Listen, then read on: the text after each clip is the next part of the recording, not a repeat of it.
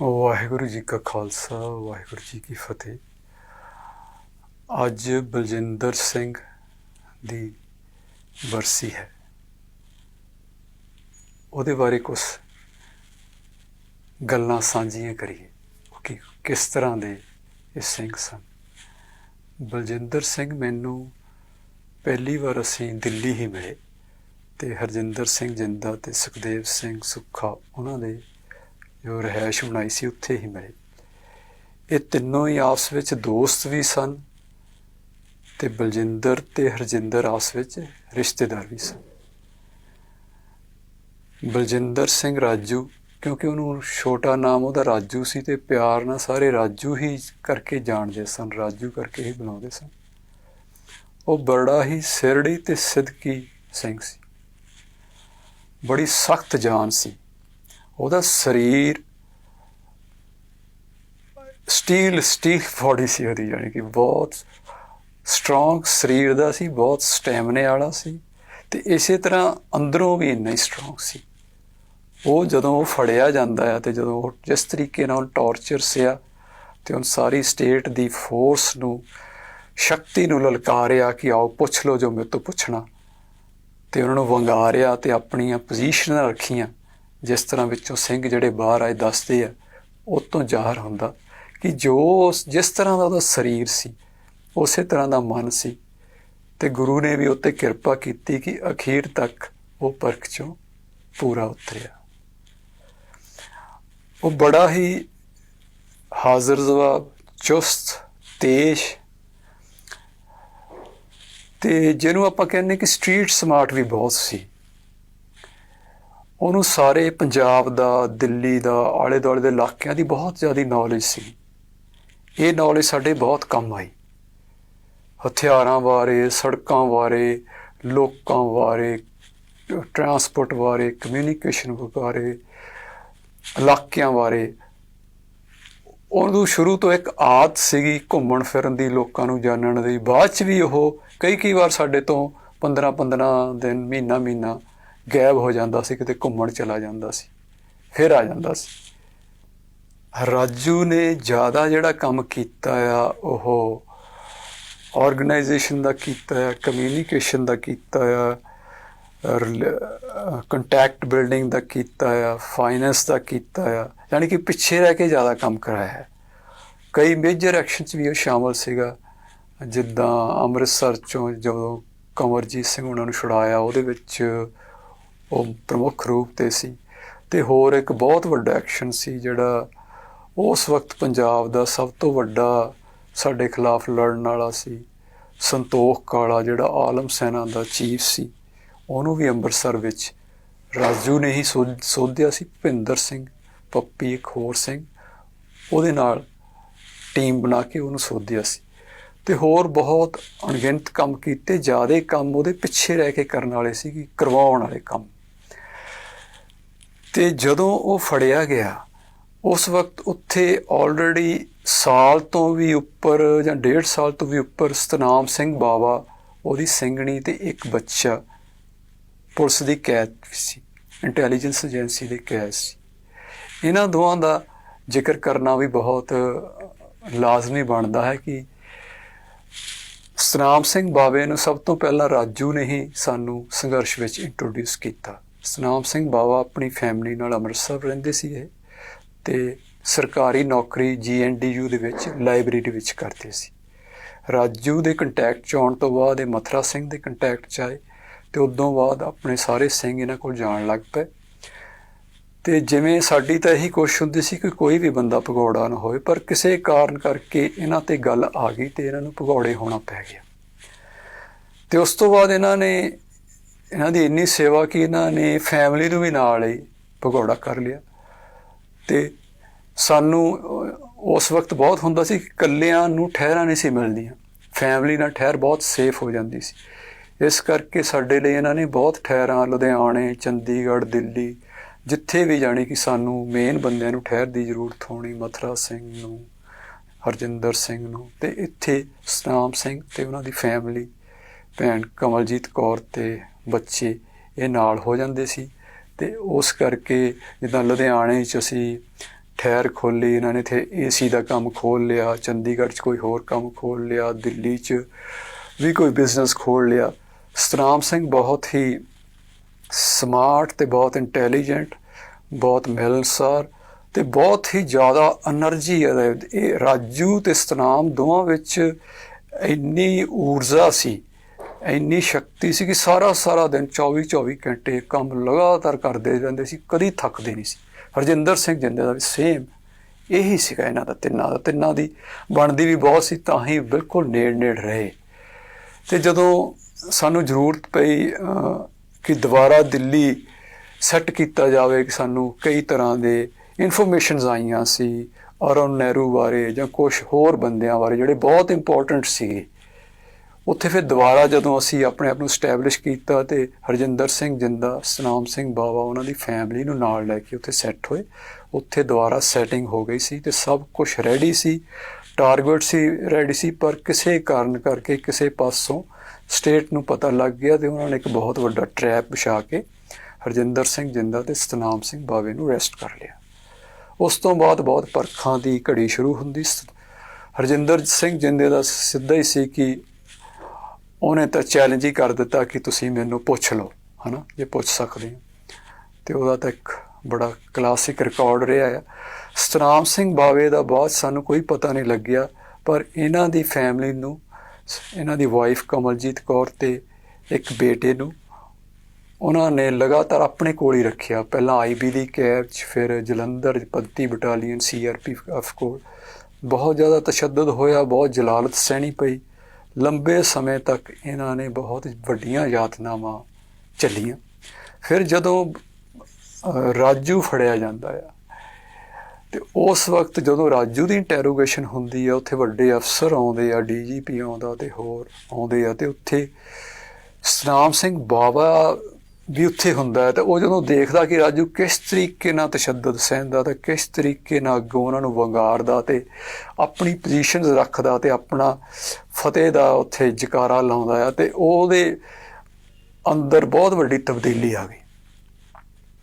ਉਸ ਤੋਂ ਬਾਅਦ ਉਹਨੇ ਸੋਚ ਲਿਆ ਕਿ ਕਿਸੇ ਵੀ ਤਰੀਕੇ ਨਾਲ ਮੈਂ ਇੱਥੋਂ ਨਿਕਲਣਾ ਆ, ਅਤੇ ਉਹ ਫਿਰ ਕੁਛ ਦਿਨਾਂ ਬਾਅਦ ਹੀ CRP ਦੀ ਕੈਦ 'ਚੋਂ ਭੱਜ ਗਿਆ। ਦੁਬਾਰਾ ਭੱਜ ਕੇ ਫਿਰ ਸਿੰਘਾਂ ਦੀਆਂ ਸਫਾ 'ਚ ਆ ਗਿਆ ਅਤੇ ਉਹਨੇ ਹੀ ਆ ਕੇ ਸਾਰੀਆਂ ਗੱਲਾਂ ਇਹ ਦੱਸੀਆਂ।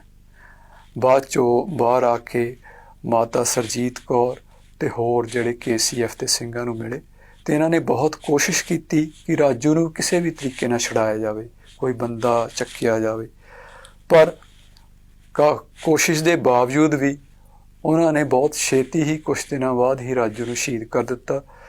ਸ਼ਹੀਦ ਦਾ ਕਿਤੇ ਵੀ ਅੱਜ ਤੱਕ ਪਤਾ ਨਹੀਂ, ਦੱਸਿਆ ਨਹੀਂ ਗਿਆ ਕਿ ਕਿੱਥੇ ਸ਼ਹੀਦ, ਕਿੱਥੇ ਐਨਕਾਊਂਟਰ ਬਣਾਇਆ ਹੋਵੇਗਾ, ਜਾਣੀ ਕਿ ਉਹ ਇੱਕ ਡਿਸਪੀਅਰ ਕਰ ਦਿੱਤਾ। ਇਹਦੇ ਬਾਰੇ ਸਾਨੂੰ ਕੁਛ ਨਹੀਂ ਪਤਾ, ਪਰ ਸਾਨੂੰ ਇਹ ਪਤਾ ਕਿ ਉਹ ਇੱਕ ਬੜੇ ਤਕੜੀ ਤਰੀਕੇ ਦਾ ਇੱਕ ਸ਼ੇਰ ਵਾਂਗ ਉੱਥੇ ਰਿਹਾ ਅਤੇ ਉਸੇ ਤਰੀਕੇ ਨਾਲ ਉਹ ਉੱਪਰਲੇ ਜਹਾਨ ਨੂੰ ਗਿਆ। ਅਤੇ ਸਤਨਾਮ ਸਿੰਘ ਬਾਵੇ ਦੀ ਫੈਮਿਲੀ ਦੀ ਸੰਘਰਸ਼ ਨੂੰ ਬਹੁਤ ਦੇਣ ਆ। ਪਹਿਲਾਂ ਉਹਨਾਂ ਨੇ ਸਾਡੇ ਸਾਰੇ ਸਿੰਘਾਂ ਨੂੰ, ਸਾਰੇ KCF ਪੰਥਕ ਕਮੇਟੀ, ਉਹਨਾਂ ਨੂੰ ਲੰਬਾ ਸਮਾਂ ਅੰਮ੍ਰਿਤਸਰ ਸਾਂਭਿਆ। ਫਿਰ ਜਦੋਂ ਭਗੌੜੇ ਹੋ ਗਏ, ਉਹ ਸਾਡੇ ਨਾਲ ਹੀ ਵਿਦ ਫੈਮਿਲੀ ਆ ਗਏ ਕਿ ਮੈਂ ਸਾਰੀ ਫੈਮਿਲੀ ਨੂੰ ਇੱਕ ਸੇਵਾ ਕਰਾਂਗੇ। ਅਤੇ ਉਹਨਾਂ ਨੇ ਹਰ ਥਾਂ 'ਤੇ ਸਾਡੇ ਜਿਹੜੇ ਮੇਨ ਸਾਡਾ ਜਿਹੜਾ ਜਥਾ ਸੀ, ਉਹਨਾਂ ਦੇ ਠਹਿਰਾਂ ਲੁਧਿਆਣਾ, ਚੰਡੀਗੜ੍ਹ, ਅੰਮ੍ਰਿਤਸਰ, ਦਿੱਲੀ ਸਭ ਥਾਂ ਬਣਾਈਆਂ ਅਤੇ ਬਹੁਤ ਕੰਮ ਸਿਰੇ ਚੜ੍ਹੇ। ਅਤੇ ਇਹਨਾਂ ਨੇ ਵਿਦ ਫੈਮਿਲੀ ਬਹੁਤ ਲੰਮਾ ਤਸ਼ੱਦਦ ਝੱਲਿਆ, ਜਲਾਲਤ ਚੱਲੀ। ਦੁਸ਼ਮਣ ਦੀ ਕੈਦ 'ਚ ਇੰਨਾ ਲੰਮਾ ਸਮਾਂ ਵਿਦ ਫੈਮਿਲੀ ਰਹਿਣਾ ਹੈ ਬਹੁਤ ਵੱਡੀ ਗੱਲ ਆ। ਗੱਲ ਕਰ ਜਾਣੀ ਛੋਟੀ ਆ ਕਿ ਜਿੱਥੇ ਬਿਲਕੁਲ ਹੀ ਨਰਕ ਹੁੰਦਾ ਆ ਹਰ ਪਲ, ਉੱਥੇ ਕੁਛ ਪਲ ਰਹਿਣੇ ਵੀ ਔਖੇ ਹੁੰਦੇ ਆ। ਉੱਥੇ ਤੁਸੀਂ ਸਾਲ 1.5 ਸਾਲ ਤੋਂ ਵੀ ਉੱਪਰ ਉਹ ਵਿੱਚ ਬੱਚਾ ਵੀ ਹੋਵੇ, ਤੁਹਾਡੀ ਬੀਬੀ ਵੀ ਹੋਵੇ, ਫਿਰ ਵੀ ਤੁਸੀਂ ਜਿਉਂਦੇ ਰਹੋ ਅਤੇ ਕਿਸੇ ਦਿਨ ਆ ਕੇ ਉਸ ਕੈਦ 'ਚੋਂ ਭੱਜ ਕੇ ਫਿਰ ਉਹਨਾਂ ਨਾਲ ਦੁਬਾਰਾ ਲੜੋ, ਇਹ ਇੱਕ ਬਹੁਤ ਵੱਡੀ ਗੱਲ ਹੁੰਦੀ ਹੈ। ਇਸੇ ਤਰ੍ਹਾਂ ਜਦੋਂ ਅਸੀਂ ਅਰੈਸਟ ਹੋਏ ਅਤੇ ਸਾਡੇ 'ਤੇ ਬੈਂਕ ਵਾਲਾ ਕੇਸ ਚੱਲਿਆ, ਜਿਹਦੇ ਵਿੱਚ ਹਰਜਿੰਦਰ ਸਿੰਘ ਜਿੰਦਾ ਅਤੇ ਸਤਨਾਮ ਸਿੰਘ ਬਾਵਾ ਮੁੱਖ ਇਹਨਾਂ ਦੀ ਭੂਮਿਕਾ ਹੀ ਸੀ। ਜਿਹੜਾ ਵੱਡਾ ਡਾਕਾ ਪਿਆ ਆ ਉਹਦੇ ਵਿੱਚ ਜੇ ਸਭ ਤੋਂ ਜ਼ਿਆਦਾ ਰੋਲ ਸੀਗਾ ਉਹਦਾ ਹਰਜਿੰਦਰ ਸਿੰਘ ਜਿੰਦਾ, ਸਤਨਾਮ ਸਿੰਘ ਬਾਵਾ, ਚਰਨਜੀਤ ਸਿੰਘ ਚੰਨੀ ਅਤੇ ਮਨਜੀਤ ਸਿੰਘ ਮੰਜੂ। ਸਾਰਾ ਕੰਮ ਇਹਨਾਂ ਦਾ ਸੀ, ਜਿੰਨੀ ਮਿਹਨਤ, ਜਿੰਨੀ ਰੈਕੀ, ਜਿੰਨੀ ਲੌਜਿਸਟਿਕ, ਸਾਰਾ ਇਹਨਾਂ ਦਾ ਸੀ।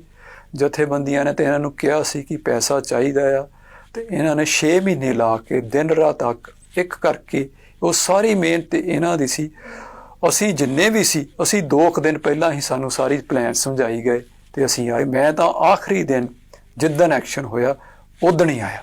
ਸਾਨੂੰ ਕੁਛ ਨਹੀਂ ਸੀ ਪਤਾ, ਅਸੀਂ ਤਾਂ ਐਕਟ ਹੀ ਕਰਨਾ ਸੀ। ਉਹ ਸਾਰੀ ਜਿਹੜੀ ਪਿੱਛੇ ਭੱਜ ਦੌੜ ਤੇ ਆਰਗੇਨਾਈਜੇਸ਼ਨ ਮੈਨੇਜਮੈਂਟ ਇਹਨਾਂ 4 ਸਿੰਘਾਂ ਦੀ ਹੀ ਸੀ।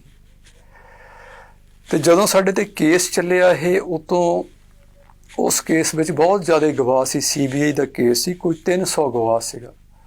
ਤੇ ਉਹਦੇ ਵਿੱਚ CBI ਦਾ ਜਿੱਦਾਂ ਹੁੰਦਾ ਆ ਕਿ ਉਹ ਇੱਕ ਵੱਡੀ ਸਾਜ਼ਿਸ਼ ਬਣਾ ਕੇ ਖਾਲਿਸਤਾਨ ਨਾਲ ਜੋੜ ਕੇ ਹੋਰ ਬਹੁਤ ਕੁਝ ਸਾਰੇ ਸਿੰਘਾਂ ਨੂੰ ਜੋੜ ਕੇ ਉਹਨਾਂ ਨੇ ਵਿੱਚੋਂ ਕੋਈ 20 ਬੰਦੇ ਜਿਹੜੇ ਵਿੱਚੋਂ ਹੀ ਸੀ ਉਹ ਵਾਅਦਾ ਮਾਫ਼ ਗਵਾਹ ਬਣਾ ਲਏ। ਉਹਨਾਂ ਦਾ ਇੱਕ ਤਰੀਕਾ ਹੀ ਹੈ ਕੰਮ ਕਰਨ ਦਾ ਕਿ ਉਹ ਵਿੱਚੋਂ ਹੀ ਵਾਅਦਾ ਮਾਫ਼ ਗਵਾਹ ਬਣਾ ਲੈਂਦੇ, ਫਿਰ ਉਹਨਾਂ ਤੋਂ ਗਵਾਹੀ ਭੁਗਤਾ ਲੈਂਦੇ। ਪਰ ਸਾਡੇ ਮਾਮਲੇ 'ਚ ਉਹ ਬਿਲਕੁਲ ਫੇਲ ਹੋਏ। 20 ਵਾਅਦਾ ਮਾਫ਼ ਗਵਾਹਾਂ 'ਚੋਂ ਇੱਕ ਬੀਬੀ ਕਮਲਜੀਤ ਕੌਰ ਸੀ। ਉਹਨਾਂ ਨੇ ਬਹੁਤ ਕੋਸ਼ਿਸ਼ ਕੀਤੀ, ਇਹਨੂੰ ਬੁਲਾਇਆ ਤੇ ਕਿਹਾ ਕਿ ਤੂੰ ਇਹਨਾਂ ਖਿਲਾਫ ਗਵਾਹੀ ਦੇ। ਉਸ ਵਕਤ ਮੋਹਾਲੀ 'ਚ ਇੱਕ ਕੋਠੀ ਸੀਗੀ ਜਿਹੜੀ ਸਤਨਾਮ ਸਿੰਘ ਬਾਵੇ ਨੇ ਆਪਣੇ ਇੱਕ ਫਰਜ਼ੀ ਨਾਮ ਤੇ ਲਈ ਸੀਗੀ ਤੇ ਉਹ ਰਜਿਸਟਰੀ ਵੀ ਸੀਗੀ ਕਿਉਂਕਿ ਉਸ ਵਕਤ ਅਸੀਂ ਮੁੱਲ ਲੈਂਦੇ ਸੀ ਕਿ ਕਿਉਂਕਿ ਫਿਰ ਸ਼ੱਕ ਨਹੀਂ ਸੀ ਪੈਂਦੀ, ਵੈਰੀਫਿਕੇਸ਼ਨ 'ਚ ਉਹ ਪਾਸ ਹੋ ਜਾਂਦੀ ਸੀ। ਉਹੋ ਜਿਹੀ ਕੋਠੀ ਸੀ 3B1 ਦੇ ਵਿੱਚ। ਉਹ ਬੜਾ ਇੱਕ ਮਹਿੰਗੀ ਕੋਠੀ ਸੀ। ਉਹਦੀ ਉਸ ਵਕਤ ਜਦੋਂ ਸਾਡਾ ਕੇਸ ਚੱਲਦਾ ਸੀ ਕੋਈ 5 ਕਰੋੜ ਦੇ ਨੇੜੇ ਤੇੜੇ ਕੀਮਤ ਸੀਗੀ। ਤੇ ਉਸ ਵਕਤ CBI ਦਾ ਉੱਥੇ ਆਫਿਸ ਸੀ, CBI ਦਾ ਕਬਜ਼ਾ ਸੀ। ਉਹਨਾਂ ਨੇ ਬੀਬੀ ਕਮਲਜੀਤ ਕੌਰ ਨੂੰ ਉਹ ਕੋਠੀ ਦੀ ਰਜਿਸਟਰੀ ਦੇਣ ਨੂੰ ਵੀ ਕਿਹਾ ਕਿ ਅਸੀਂ ਤੈਨੂੰ ਰਜਿਸਟਰੀ ਦੇ ਦਾਂਗੇ, ਤੂੰ ਇਹਨਾਂ ਬੰਦਿਆਂ ਖਿਲਾਫ ਗਵਾਹੀ ਦੇ ਦੇ ਕਿ ਸਾਡੇ ਕੋਲ ਰਹਿੰਦੇ ਸੀ। ਉੱਥੇ ਸਕੀਮ ਬਣੀ ਤੇ ਬੈਂਕ ਵਾਲੇ ਦਿਨ ਅਸੀਂ ਇਹਨਾਂ ਨੂੰ ਦੇਖਿਆ ਸਭ ਕੁਛ। ਪਰ ਉਹਨਾਂ ਨੇ ਇੰਜ ਨਹੀਂ ਕੀਤਾ। ਮੈਂ ਉਹਨਾਂ ਨੂੰ ਕਦੇ ਨਹੀਂ ਕਿਹਾ ਕਿ ਤੁਸੀਂ ਇੰਜ ਨਾ ਕਰੋ, ਮੈਨੂੰ ਮਿਲਦੇ ਰਹੇ, ਮੈਨੂੰ ਪਤਾ ਸੀ ਕਿ ਇਸ ਤਰ੍ਹਾਂ ਨਹੀਂ ਕਰ ਸਕਦੇ। ਉਹਨਾਂ ਨੇ ਬਿਲਕੁਲ ਨਹੀਂ ਕੀਤਾ ਤੇ ਉਹਨਾਂ ਨੇ ਉਹਨਾਂ ਦੀ ਪੇਸ਼ਕਸ਼ ਠੁਕਰਾ ਦਿੱਤੀ। ਤੇ ਉਹ ਅੱਜ ਵੀ ਬਾਹਰ ਰਹਿ ਰਹੇ ਹਨ ਇੰਗਲੈਂਡ ਦੇ ਵਿੱਚ, ਦੋਵੇਂ ਬੱਚਿਆਂ ਰਾਹੀਂ, ਤੇ ਆਪਣੀ ਕਿਰਤ ਕਮਾਈ ਕਰ ਰਹੇ ਹੈ। ਜਿਹੜਾ ਉਹਨਾਂ ਦਾ ਦੂਸਰਾ ਬੇਟਾ ਹੈ ਉਹ 7 ਸਾਲ ਸਾਡੇ ਕੋਲ ਰਿਹਾ, ਚਰਨਜੀਤ ਸਿੰਘ ਕੋਲ ਰਿਹਾ। ਤੇ ਚਰਨਜੀਤ ਸਿੰਘ ਨੇ ਉਹਨੂੰ ਅੱਗੇ ਕਿਸੇ ਪਰਿਵਾਰ ਕੋਲ ਰੱਖਿਆ ਹੋਇਆ ਸੀ। ਇੱਕ ਬੇਟੇ ਤੋਂ 7 ਸਾਲ ਮਰਹੂਮ ਵੀ ਰਹੇ। ਉਹ ਬਾਅਦ 'ਚ ਆ ਕੇ ਬੜੀ ਕੋਸ਼ਿਸ਼ ਨਾਲ ਇਹਨਾਂ ਨੂੰ ਮਿਲਿਆ ਕਿਉਂਕਿ ਸਾਨੂੰ ਵੀ ਪਤਾ ਨਹੀਂ ਸੀ। ਉਹ ਅੱਗੇ ਤੋਂ ਅੱਗੇ ਜਿਨ੍ਹਾਂ ਠਹਿਰ ਵਾਲਿਆਂ ਸੀ ਉਹਨਾਂ ਨੇ ਬੜੂ ਸਾਹਿਬ ਉਹਦੀ ਐਡਮਿਸ਼ਨ ਕਰਾਤੀ ਤੇ ਫਿਰ ਉੱਥੋਂ ਜਾ ਕੇ ਉਹਦਾ ਪਤਾ ਲੱਗਿਆ। ਇਹੋ ਜਿਹੇ ਪਰਿਵਾਰਾਂ ਦਾ ਬਹੁਤ ਦੇਣ ਆ। ਇਹਨਾਂ ਦਾ ਕਿਤੇ ਵੀ ਜ਼ਿਕਰ ਨਹੀਂ ਆਉਂਦਾ। ਕਈ ਵਾਰ ਇਹਨਾਂ ਦਾ ਨੈਗੇਟਿਵ ਪਾਸੇ ਵੀ ਜ਼ਿਕਰ ਆ ਜਾਂਦਾ ਕਿ ਬੰਦੇ ਫੜੇ ਗਏ ਸੀ ਜੀ, ਕਈ ਕਹਿੰਦੇ ਜੀ ਇਹਨਾਂ ਨੇ ਬੜਾ ਨੁਕਸਾਨ ਕਰਾਇਆ, ਐਂ ਕਰ ਦਿੱਤਾ, ਉੱਦਾਂ ਹੀ ਗੱਲਾਂ ਕਰਨ ਲੱਗ ਪੈਂਦੇ ਆ। ਪਰ ਇਹ ਸੋਚਣਾ ਚਾਹੀਦਾ ਕਿ ਜਿਹੜੇ ਪਰਿਵਾਰ ਨੇ ਪਹਿਲਾਂ ਇੰਨਾ ਸੇਵਾ ਕੀਤੀ, ਫਿਰ ਭਗੌੜੇ ਹੋ ਕੇ ਇੰਨੀਆਂ ਠਹਿਰਾਂ ਬਣਾਈਆਂ, ਇੰਨੇ ਕੰਮ ਕਰਾਏ, ਇੰਨੀ ਜ਼ਿਆਦਾ ਸੇਵਾ ਕੀਤੀ, ਫਿਰ 1.5 ਸਾਲ IB ਤੇ ਬੁੱਚੜਖਾਨੇ ਵਿੱਚ ਰਹੇ, ਫਿਰ ਭੱਜ ਕੇ ਫਿਰ ਸੰਘਰਸ਼ ਕੀਤਾ, ਫਿਰ ਸ਼ਹਾਦਤ ਪਾਈ।